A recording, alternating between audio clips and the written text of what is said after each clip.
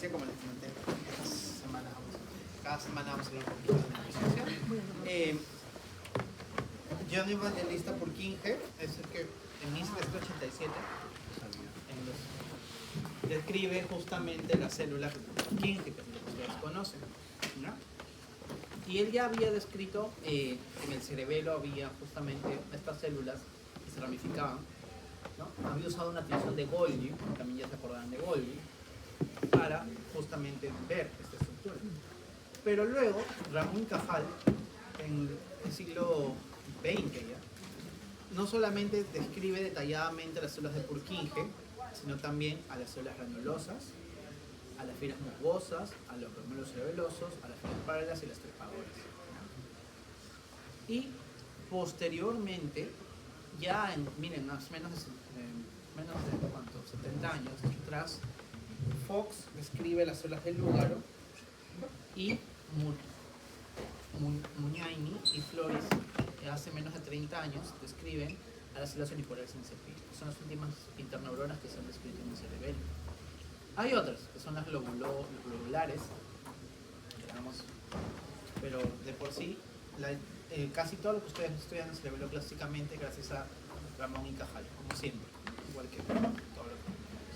Entonces, al finalizar hoy día, ustedes van a reconocer los principios anatómicos y funcionales del cerebelo, analizar esas diferencias morfológicas de la estructura cerebelosa, comprender la ubicación y función de las neuronas cerebelosas, aprender la función de las fibras tanto trepadoras, musgosas, paralelas y los glomérulos cerebelosos, y finalmente integrar su función con los núcleos cerebelosos. Entonces comencemos primero con la parte anatómica para orientarnos un poco. Recuerden que el cerebelo se localiza, al igual que el tronco, en la fosa posterior, pero el cerebelo particularmente por debajo de la tentoria cerebelo, ¿no? El tentorio y el cerebelo. Igual que el cerebro, tiene una corteza replegada, ¿no? Y justamente vamos a encontrar también sustancia blanca, ¿no? Que es justamente por debajo de esa corteza, e inclusive estructuras nucleares profundas, cosa que en el cerebro no vemos per se. Ahora, funcionalmente hablando, el cerebelo se encarga de coordinar y estabilizar el movimiento. Y es importante para mantener el equilibrio, porque eso justamente es un nexo intermedio.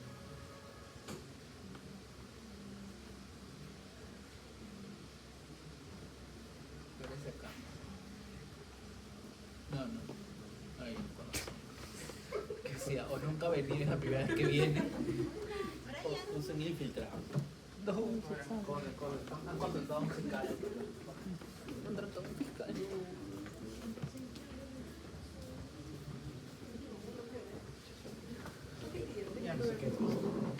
Entonces,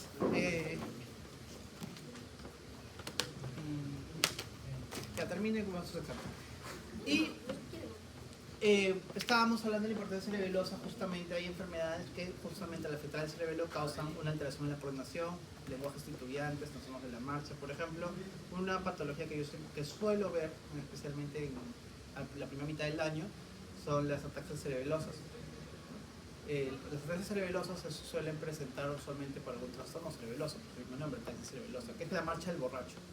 Ustedes la ven todos los fines de semana, pero yo la suelo ver en la primera mitad del año, porque marcha del borracho, ataxia cerebelosa, porque es una patología algo frecuente, porque se presenta luego de varicela. Muchos niños que tienen varicela, que no han estado vacunados, aunque es cada vez menos frecuente, desarrollan a las 2-3 semanas una cerebritis autoinmune que les causa transitoriamente una ataxia cerebelosa. Y aparte les puede causar justamente lenguaje titubeante, ¿no? Justamente como un borracho. Ahora, las lesiones de línea media del cerebelo tienden a causar justamente alteraciones en la marcha. Y vamos a observar que justamente hay patologías donde el cerebelo no está formado o nacen sin cerebelo, ¿no? Que se llama la agenesia cerebelosa. Hay principalmente dos síndromes que ustedes deben de haber escuchado. El primero es Andy Walker, ¿no? Si se acordarán, ocurre por una agenesia cerebelosa. Y el otro es el síndrome de Joubert, ¿no? Donde justamente no vamos a encontrar la parte del cerebelo. También va a haber agenesia, por ejemplo, ¿no? de partes del tronco cefálico.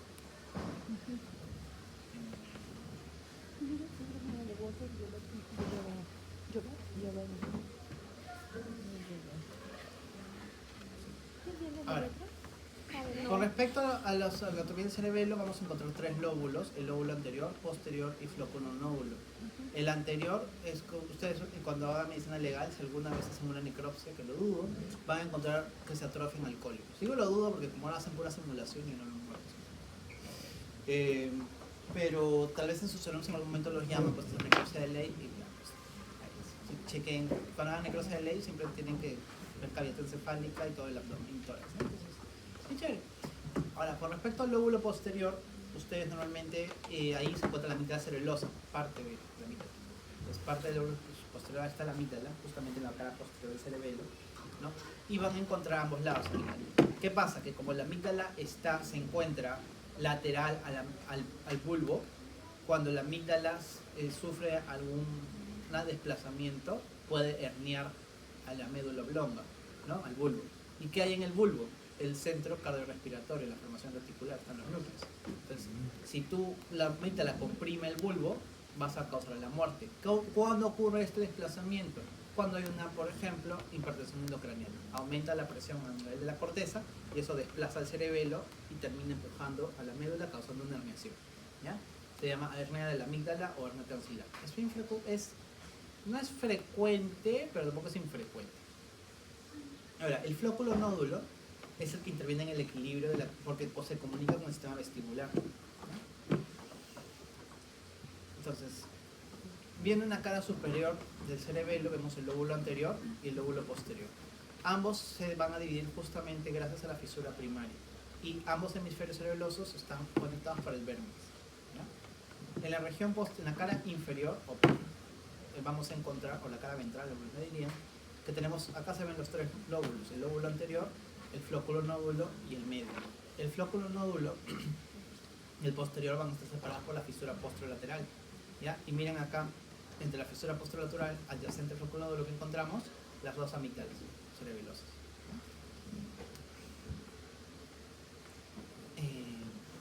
Ahora, ¿cómo se comunica el cerebelo con el resto del tronco encefálico y la corteza cerebral? Justamente por los pedúnculos cerebelosos. Recuerden que cada pedúnculo se va a justamente comunicar con una porción del tronco: el inferior con el bulbo, el medio con la protuberancia y el superior con parte de la protuberancia superior y también con el mesencefalo inferior. Entonces, ¿cuál de estos tres es el más importante? El pedúnculo cerebeloso superior, porque es el que lleva las eferencias cerebelosas al tronco. En cambio, el medio y el inferior principalmente conducen a aferencias, salvo el pedúnculo cerebeloso inferior, que también lleva eferencias, pero solamente de una estructura, que es el flóculo nódulo. Por eso dice, exclusivamente, el pedúnculo cerebeloso medio lleva exclusivamente aferencias, el resto principalmente. Una cosa es principal y otra es cosa. Cuando hablamos de ya las capas del cerebelo, el cerebelo tiene aproximadamente 1 milímetro de espesor, pero en ese milímetro de espesor de esa corteza se alberga 50.000 millones de neuronas, que es el doble, perdón, que es la mitad de las neuronas que se encuentran en total en la corteza cerebral, ¿ya? Ahora, dentro de sus tres capas, vamos a observar, que ya hemos visto ya en la primera clase, la capa molecular, la capa celular de Purkinje y la granulosa son fácilmente distinguibles, a diferencia por la siguiente semana que van a sufrir con cerebro, porque el cerebro no hay forma de distinguir antes de, así, endoscópicamente, no lo puedes distinguir a menos que amplíes a mayor aumento, y ahí vienen las confusiones. Entonces, acá por ejemplo vemos, ¿no?, el cerebelo que ustedes ya conocen, y vemos 1 la capa granulosa, 2 la capa, perdón, 1 la capa molecular, 2 la capa granulosa y 3 la sustancia blanca. Y las flechas me están señalando la capa folia cerebelosa. Ajá, todo eso son las folias cerebrales. Muy bien. Ahora acá vemos esta imagen del NETA que a mí me encanta, donde observamos justamente con inmunohistoquímica y con inmunofluorescencia, estamos viendo todo el cerebelo, la folia cerebelli y sus distintas capas con distintas coloraciones. Vemos la capa molecular justamente en color verde, la capa de células de Purkinje, que no se nota mucho, la capa granulosa, como vemos, de color celeste o azulado, y la sustancia blanca de color rojizo. Por abajo vemos en esta porción de la corteza Molecular. En histoquímica estamos viendo las células de Purkinje con su árbol dendrítico. Que todo esto que ven acá son sus árboles dendríticos que se han ramificado. Acuérdense que se ramifican un montón. ¿Ya? Y por debajo de estas líneas pequeñas son sus axones, que se dirigen hacia los núcleos profundos del cerebelo. Con respecto a la capa molecular, tiene bastantes fibras, ¿ya? En la superficie cerebelosa. En estas van a transcurrir dendritas muy ramificadas de las células de Purkinje, las fibras trepadoras, o climbing fibers en inglés, y las fibras paralelas. Además se van a encontrar neuroglías, ¿ya? Y los somas y prolongaciones de las células estrelladas y encésto. Acá, por ejemplo, me está enseñando el puntero una célula estrellada. Miren cómo se ve así como estrella, ¿no? Como una estrella, por eso estrellada. Ahora, la capa de células de Purkinje, que acá estoy viendo una tensión argéntica, eso también se conoce como capa ganglionar, es un estrato bastante delgado y contiene los somas de todas las células de Purkinje, mide alrededor de 30 micras, pero recuerden que las células de Purkinje son las más grandes, no solamente del cerebelo, sino una de las más grandes de todo el sistema nervioso central, ¿ya? Van a contener muchas mitocondrias, un retículo osmótico rugoso, abundante, un aparato de Golgi lisosomal prominente porque son metabólicamente activas, constantemente están produciendo neurotransmisores, como casi toda neurona. Luego vemos la capa granulosa en sección tricrómica, ¿no? Y acá estoy señalando varias cosas, ¿no? Pero lo que me voy a enfocar aquí es lo que señala la flecha, ¿no? Y la número 3, que es la capa granulosa. Yo acá veo células granulosas, ¿no? Que es la capa más profunda, acuérdense. Bastantes células granulosas que están densamente pobladas. Pero también puedo encontrar las células de Golgi que estoy viendo, ¿no? Y los glóbulos celulosos que se ven en asterisco. Vamos a hablar dentro de un rato de los glóbulos celulosos. Ahora, ¿qué capas y células de cerebro vamos a estudiar? 3, molecular, ¿no? Células de Purkinje granulosas. Esto es en inglés. Molecular layer, Purkinje cell layer, granular cell layer. Y estamos viendo acá todas las neuronas la gran mayoría de neuronas que vamos a encontrar aquí. Vemos en la capa molecular las células estrelladas y las células encéstadas. O la de canasta, ¿no? Ajá, en canasta. Luego vamos a ver Purkinje en la capa de Purkinje. En el borde de la granulosa. Y luego en la granulosa veremos las de Lugaro, las de Golgi, las granulosas, ¿ya? Y acá hay otra neurona. No es una neurona, son fibras. Estas son las fibras trepadoras, climbing fibers. Acá tengo las fibras musgosas, ¿ya? Y las paralelas que se ven aquí, ¿no? Que están justamente en verde, porque son las proyecciones del axón de la granulosa. Ahora, comencemos con la célula de Purkinje, entonces, la magotomami del sistema nervioso central. Ella es justamente una neurona de proyección, ¿ya? Es una interneurona, pero funciona como de proyección, porque sale de la corteza y se dirige a un núcleo. Van a ser inhibitorias y se dirigen a dónde, los núcleos cerebelosos y al vestibular. Esas dos son sus ubicaciones. Van a recibir señales excitatorias de las células granulosas a través de las fibras paralelas y de las fibras trepadoras. Y van a recibir señales inhibitorias de todas las interneuronas de la capa molecular, o sea, de las de encesto y las estrelladas. Su función es inhibitoria, son GABAérgicas, y su axón va a ser descender hasta los núcleos cerebelosos, ¿ya? Las células granulosas, acá estoy viendo en monofluorescencia, son las neuronas más pequeñas y las más numerosas de la corteza cerebelosa. Van a recibir señales excitatorias gracias a las fibras musgosas y señales inhibitorias de las neuronas de Golgi. Ellas, junto a las células unipolares en cepillo, son las únicas dos interneuronas del cerebelo que son excitatorias o también glutamaérgicas, ¿ya? Su axón su axón ascendente se dirige a la capa molecular donde forma las fibras paralelas y van a contactar ahí también con las dendritas basales de las células de Golgi y las dendritas terminales de las células de Purkinje, causando que se active su función. Las células estrelladas van a encontrarse en la mitad superior de la capa molecular, ¿ya? Son neuronas bien pequeñas, pero estas van a ser excitadas por las fibras paralelas y las fibras trepadoras. ¿Cuál va a ser su función? Inhibir las de Purkinje. Pero aparte también van a ser inhibidas por ellas mismas y por las células de Purkinje. Entonces, en resumen, las estrelladas se serruchan entre ellas y serruchan a Purkinje, y Purkinje las serrucha a ellas, ¿ya? Son inhibitorias también GABAérgicas y exclusivamente se encargan de serruchar al Purkinje. Ahora, si ustedes observan este gráfico de la capa molecular, que es muy bonito, me muestra las células, ¿no?, estrelladas y células encestas. Las células encestas siempre paran cerca de las de Purkinje porque son como sus fans, pero ambas van a ver con las fibras trepadoras, las van a excitar, ¿no? Las van a excitar, ¿no? Las que están en naranja son las fibras trepadoras que excitan a las extremidades del encesto, pero al mismo tiempo van a excitar a las de Purkinje. Las células granulosas forman las fibras paralelas, que ¿qué cosa? Excitan también a las extremidades de Purkinje y excitan también a las encesto y Purkinje. ¿Qué hacen las células de encesto y las células estrelladas? Inhiben a Purkinje. Ahora, las células encesta en su mayoría van a estar en la mitad inferior de la capa molecular. Presentan un soma redondeado, tienen varias dendritas y un axón que recorre paralelamente al soma de las células de Purkinje. Van a ser excitadas por las granulosas a través de las fibras paralelas y van a ser inhibitoras. Y también son inhibidas entre ellas, también entre ellas se serruchan. Acá vemos una célula encesta, justamente acá vemos la capa de Purkinje, acá vemos una célula encesta. Acá hay otra. Con células de Golgi. Las células de Golgi tienen un cuerpo grande y poligonal con un axón varicoso que se va a extender en la capa granulosa. Sus dendritas se van a extender hasta la capa molecular y van a hacer sinapsis con las fibras paralelas de las células granulosas. Van a ser multipolares y van a ser excitadas por fibras musgosas, paralelas y granulosas. Y van a ser inhibidas por las células de Lugar.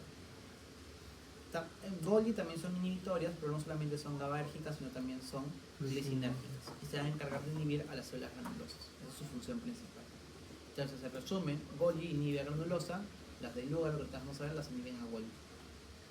Acá podemos observar las células de Golgi con inmunofluorescencia para que vean justamente las subpoblaciones de células de Golgi. Vemos que hay tres: GABA, GABAérgicas, glicinérgicas y mixtas. ¿Cuál de las tres ganan? En este corte yo estoy viendo que ganan más glicinérgicas. Pero de hecho, gran parte de las de Golgi son mixtas. ¿Ya? Solo que acá se ven predominantemente glicinérgicas porque en este segmento del cerebelo hay más glicinérgicas. Ahora, si yo fuera Usura, de hecho, el cerebelo histológicamente, así como ustedes en anatomía estudian, porque cada uno tiene, tiene sus lobos, sus folias cerebeli, son como lóbulos del cerebelo que se estudian y tienen nombres. Ya, en histología también. Y tú puedes, por ubicación celular, decir en qué lóbulos del cerebelo hay más de este tipo de neurona y que, por ejemplo, en el caso de Golgi, si hay más glicinérgicas, hay más mixtas o hay más GABAérgicas. Si yo fuera malvado les preguntaría eso. No vamos a llegar a eso por ahora. Gracias, doctor. Ya. Ahora, por ahora. Ay, no. En verano. Ya. Las células del Lúgaro, Pobrecitos. para las células del Lúgaro van a justamente encontrarse inmediatamente de células de Purkinje. Es una característica que tienen habitual. Van a ser fusiformes y tienen dendritas horizontales. Tienen axones que son delgados y rectos y que terminan en la capa granulosa. Sus dendritas van a penetrar la capa molecular y van a ser sí, escasas. Hay una célula del Lúgaro por cada 15 células de Purkinje. ¿Ya? Van a recibir señales inhibitorias de Purkinje y van a encargarse de inhibir a las de Golgi. No se olviden que también, al igual que las de Golgi, son mixtas, son glicinérgicas y GABAérgicas. Las unipolares en cepillo, de hecho, no se descubrieron hasta hace menos de 40 años porque justamente se pensaban que todas eran Golgi, pero se descubrieron. Las células unipolares en cepillo son las otras interneuronales del cerebelo que son excitatorias. Van a haber dos tipos, las tipo 2 que tienen una sinapsis más prolongada y las tipo 1 que es más corta. Tienen una dendrita corta que termina en una dendriola. La dendriola es como una dendrita pero más chiquita y más, como que el botón sináptico de esta dendrita es más grande, como una roseta, por eso se llama dendriola. Y van a justamente estas converger en el glomérulo cerebeloso con terminales de las fibras mucosas. ¿Ya? Ahora, en el glomérulo cerebeloso vamos a ver que no solamente converge la dendriola de la célula unipolar o la terminal de las fibras mucosas, sino otras eferencias de las neuronas que vamos a ver ahora. Y recuerden que las células unipolares en cepillo son excitadas obviamente por las fibras musgosas y van a ser inhibidas por sus colegas, las de Golgi, y por el axón de la de Purkinje. También son excitatorias glutamatérgicas. Ahora, ¿cuál es la función, doctor, entonces de células en cepillo? Porque no me lo ha dicho, ¿no? Lo que usted me está diciendo. Las inhibe Golgi, las inhibe Purkinje, son excitatorias, pero ¿de qué se van a encargar? Las células unipolares en cepillo, que las vemos aquí, justamente, que estas que están acá, actúan como interneuronas mediando la sinapsis excitatoria entre los núcleos vestibulares y no vestibulares con las células de Golgi. Entonces, en otras palabras, estas van a también a excitar a las células de Golgi. Pero las de Golgi las van a inhibir. Entonces, así fue. ¿Y qué hacen cuando las inhiben? Las justamente es una retroalimentación positiva, en otras palabras. Ahora, tenemos las células globulares, que creían, o se creen, vamos a decir se creen, pero ya no es así, se creían que eran tipos de lugar, pero estas también reciben señales excitatorias de fibras mucosas e inhibitoras de Purkinje. Son inhibitorias igual mixtas, gliceinérgicas y GABAérgicas, pero ellas nomás se encargan de inhibir a las estrelladas y a las células del lugar. Luego hablemos de las fibras. Tenemos las fibras paralelas. Las fibras paralelas surgen del axón de la célula granulosa. Son una red masiva de terminales axónicos que transcurren perpendicularmente al árbol dendrítico. Van a realizar síntesis excitatoria ¿con quién? Con las células de Purkinje, principalmente. Las fibras trepadoras van a hacer, sus aferencias se originan del núcleo olivar inferior. Miren el gráfico. Y estas van a justamente realizar sinapsis con las mitad contralateral, justamente las células de Purkinje, ¿no? Y adicionalmente, estas trepadoras pueden estar en contacto con hasta 10 células de Purkinje. Con respecto a las musgosas, sus aferencias derivan de todos los núcleos precerebelosos menos el núcleo olivar inferior y de las fibras las fibras espinocerulosas ascendentes. Sus aferencias se van a caracterizar por interponerse a las interneuronas en el camino de células de Purkinje. Por ende, las mucosas van a atravesar a Golgi, granulosas, a unipolares en cepillo, ¿ya? A las que hemos visto, globulares, lugar, etc. A todas las va a excitar. Pero, ¿qué hacen? Excitan a Purkinje, ¿ya? ¿Y qué va a hacer Purkinje? Inhibir justamente a estos núcleos. Entonces, la excitan y Purkinje inhibe a los núcleos cerebelosos. Ahora, los glómerulos cerebelosos vamos a encontrar que son un hotspot, ¿no? Donde no es libre de somas neuronales. Y aquí van a haber convergencia, ¿no?, de 4 fibras. Los axones de las células de Golgi, las dendritas de las células granulosas, las dendriolas de las células unipolares en cepillo y los terminales de las fibras musgosas, ¿ya? Y son estas regiones donde ustedes no ven nada de células en la capa granulosa, que son todas rosaditas. A eso se conoce como glómerulo cerebeloso. Aquí, ¿para qué va a servir justamente el glómerulo cerebeloso? Para la convergencia de la sinapsis, ¿ya? Entonces, al final, ahí las fibras trepadoras musgosas llegan y causan la sinapsis que va al final controlar, por último lugar, indirectamente a las células de Purkinje. Porque al tú excitar a las dendritas de las granulosas, ¿qué van a hacer? Ellas mandan una síntesis excitatoria ¿a quiénes? A las fibras trepadoras. ¿Que excitan a quién? A Purkinje. Vamos a la sustancia blanca. La sustancia blanca del cerebelo va a estar compuesta sobre todo por axones y neuroglías, y en su profundidad vamos a encontrar los núcleos cerebelosos. A través de colaterales de fibras musgosas y de trepadoras, sus neuronas van a recibir información sensomotoras que solo se transmiten cuando las células de Purkinje realizan la inhibición de la inhibición. Bueno, ya les dije, la trepadora sube, la musgosa sube, ambas excitan a Purkinje. ¿Purkinje qué hace? Inhibe a los núcleos cerebelosos. ¿Pero qué tiene que hacer Purkinje? Inhibir a la inhibición, o sea, desinhibirse, para que la señal que se transmite a nivel del núcleo cerebeloso salga del cerebelo por los pedúnculos cerebelosos superiores. De lo contrario no va a pasar, ¿ya? Solo mediante esta desinhibición la información puede abandonar el cerebelo. Ahora, miren acá, tengo un núcleo cerebeloso. Este es el fastigio, correcto. Y yo estoy aquí viendo somas neuronales en sustancia blanca. Miren, acá tengo mi corteza y acá tengo sustancia blanca. Veo somas. La mayor aumento, miren, son somas neuronas multipolares, ¿ya? Estas neuronas van a ser interneuronas, las más pequeñas, y de proyección las más grandes. Las interneuronas obviamente son GABAérgicas, las de proyección pueden ser tanto GABAérgicas como glutamaérgicas. Los axones de estas neuronas de proyección van a salir y se van a dirigir hacia el tálamo, al tronco cefálico, a la médula espinal, para mediar el control fino motor y el equilibrio. ¿Ya? Ahora, ¿cómo van a ser? Vamos a encontrar 4 núcleos. El núcleo dentado, el núcleo loboso emboliforme y el fastigio. El que vi hace un rato era el fastigio, que es el más medial. ¿Ya? El dentado es el más grande, el más profundo y el más lateral. Sus aferencias vienen desde los hemisferios laterales y va a enviar sus eferencias a través del pedúnculo cerebroso superior. El globuloso y el emboliforme, que se conocen como los núcleos interpuestos, van a recibir aferencias de las aferencias paravermianas, ¿se acuerdan que les hablé del vermix paravermix?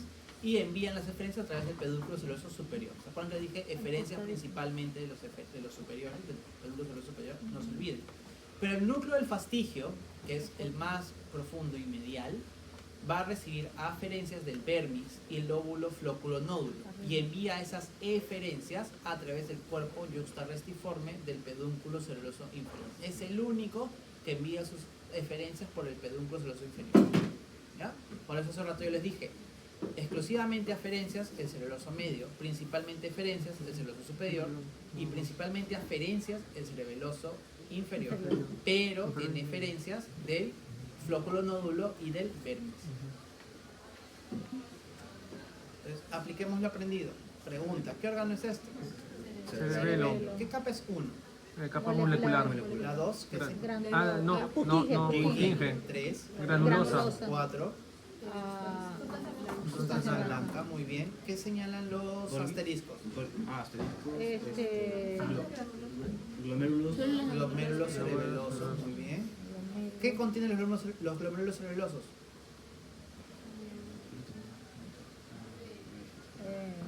Los núcleos. Eran 4 cosas, 4 terminales. Terminales de las fibras musgosas, dendriolas de las células unipolares en cepillo, dendritas de las células de Golgi y, axones de las células de Golgi y dendritas de las células granulosas. Ya. ¿Qué señala la flecha? Golgi. ¿Cuál es su función? Inhibitorio. ¿Inhibe a quién? Ya no, ya les expliqué todas las funciones todas. A la de Necesito Purkinje. nombre y apellido. Ah, Inhibe a quién? no repasó eso. Su frenemy, la que convive a su lado. Ah, Purkinje. A las, no. A ¿Quiénes las que están aquí? conviva a las granulosas. Las granulosas. Ah, las granulosas. Ahí conviven pero se odian, por eso son frenemies. ¿Ya? Las Golgi inhiben a las granulosas. ¿Cómo haría su pregunta usted? ¿Cuál es la función? ¿Cuál es la función de eso nada más? Porque es que ya hemos pasado el momento de función. Acá ya estamos. Pero en si es en cerebro. parcial, puedo poner también el otro. Por eso, ¿cómo sería? Es que tendrías que poner. Pondría función Específica. específica. Ya verdad, sí. ¿Ya? Igual que cuando veamos ahora la siguiente semana por cerebro, vas a aprender un montón de cerebro. Ah, sí. Célula de Golgi, no, doctor, célula. Eso no es nada. Yo les enseño las 3 cortezas cerebrales. Ay. El paleocórtex, el ¿Está bien epicórtex decirlo y el célula o epicórtex. neurona de Golgi? ¿Ah? ¿Célula de Golgi o neurona de Golgi? Cualquiera de las dos. Ahí. Ya, muy bien. Esto simplemente está en el grade, pero es un pequeño resumen de las conexiones de cada uno. Sí. Pero, en fin, su examen.